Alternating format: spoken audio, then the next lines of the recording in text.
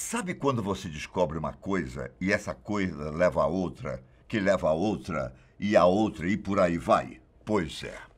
As autoridades americanas receberam a informação sobre um túnel em um restaurante abandonado, o que os levou a encontrar um caminhão cheio de metanfetamina, cocaína e heroína.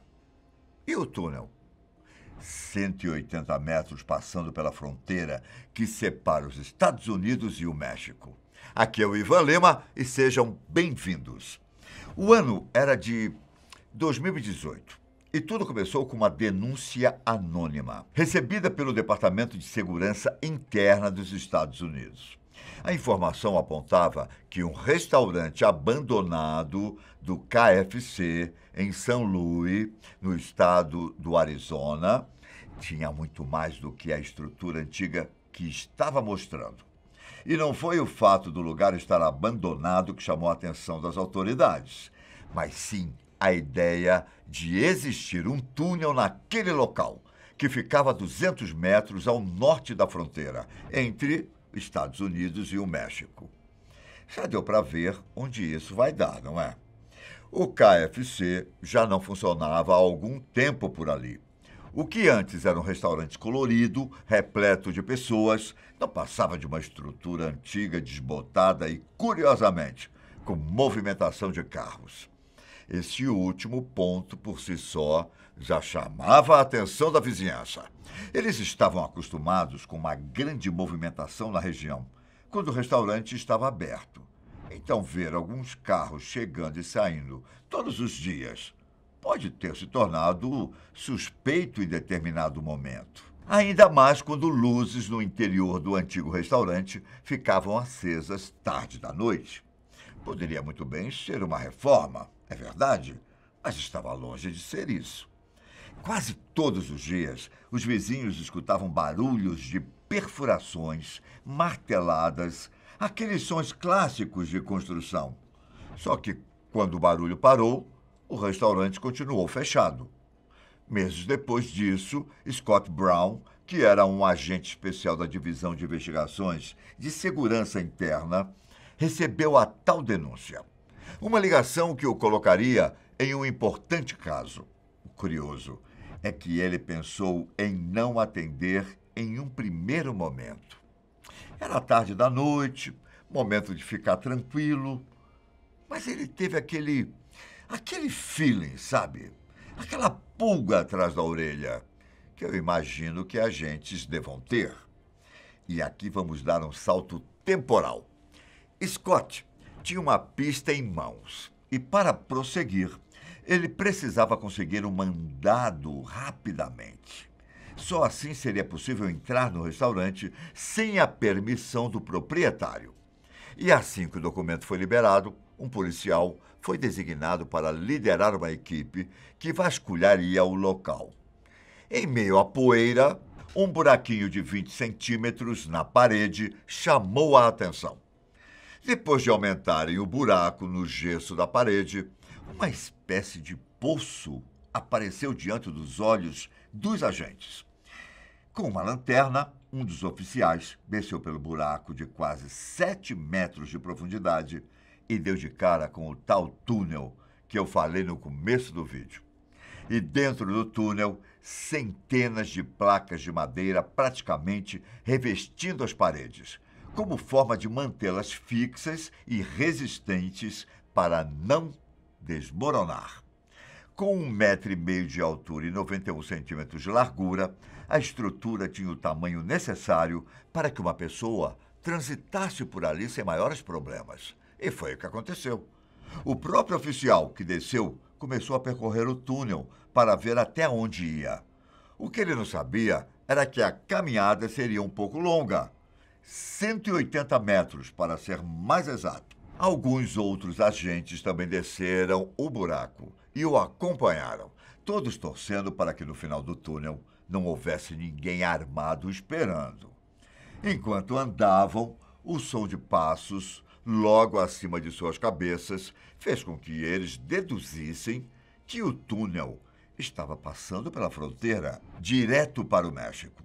Ao final da estrutura, eles encontraram uma escada que dava para uma porta, quase da mesma forma com a que eles entraram. Depois de arrombar, o agente deu de cara com uma coisa que ele não esperava: uma cama. Ou melhor, a parte de baixo da cama em uma casa mexicana. Lembra do salto temporal? Que eu não te contei? Envolve o proprietário do lugar onde ficava o KFC, meu xará, o homem chamado Ivan Lopes. Depois que o agente Scott recebeu a denúncia do restaurante, a primeira coisa que ele fez foi rastrear Ivan para entender o que poderia estar acontecendo. Coincidentemente, o proprietário foi localizado durante uma fiscalização de trânsito de rotina. Tudo parecia nos conformes. Ele e o caminhão estavam com a documentação em dia e a polícia quase o deixou ir embora. Mas então, um cão farejador chamou a atenção das autoridades para a carga do veículo: metanfetamina, cocaína e heroína.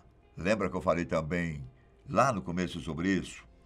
Quase 150 quilos de drogas foram encontrados na traseira do caminhão.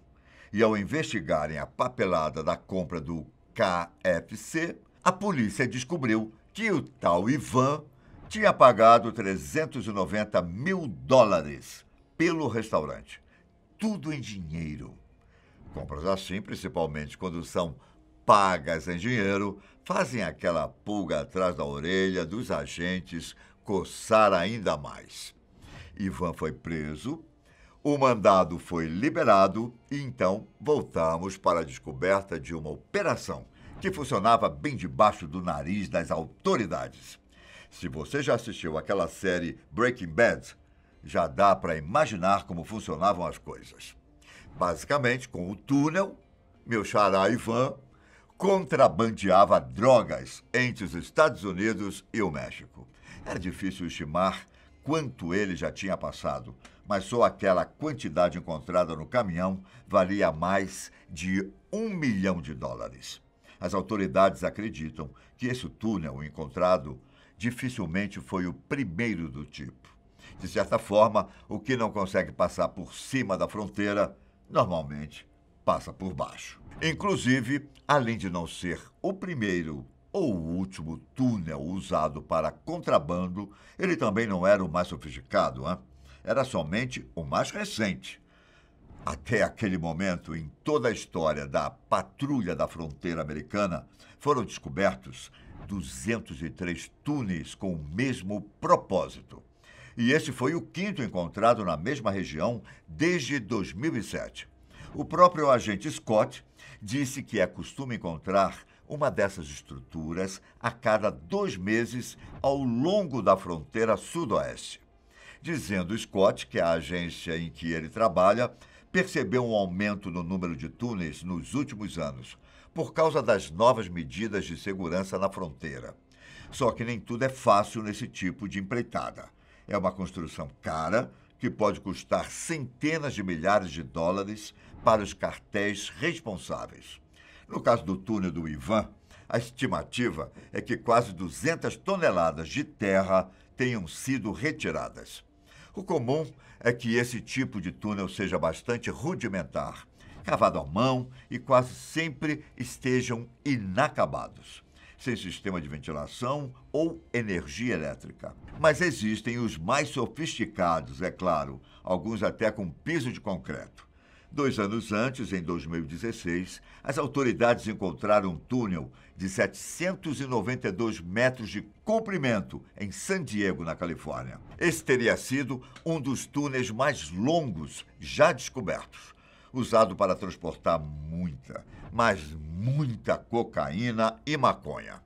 Não se sabe desde quando o túnel do KFC estava pronto. Apenas que Ivan adquiriu a propriedade 5 meses antes de ser preso. A aposta das autoridades é que o cara é um membro de confiança do cartel que contrabandeava as drogas. Antes da prisão, os vizinhos disseram que ele tinha sido visto várias e várias vezes saindo do lugar com pacotes. E o contrabando só não foi descoberto antes pela falta de equipamentos. Normalmente, as denúncias chegam de vizinhos que escutam barulhos estranhos vindo debaixo de suas casas e não conseguem descobrir o que é. Dito e feito. A polícia investiga e quase sempre dá de cara com esse tipo de estrutura. Também existia a possibilidade do túnel ter sido usado para passar pessoas de maneira ilegal. Mas por causa da estrutura nada sofisticada, como falaram, os policiais descartaram essa possibilidade. Curtiu essa história? Então deixe o seu like aqui embaixo e aproveita para se inscrever no canal. Um forte abraço e até a próxima. Tchau!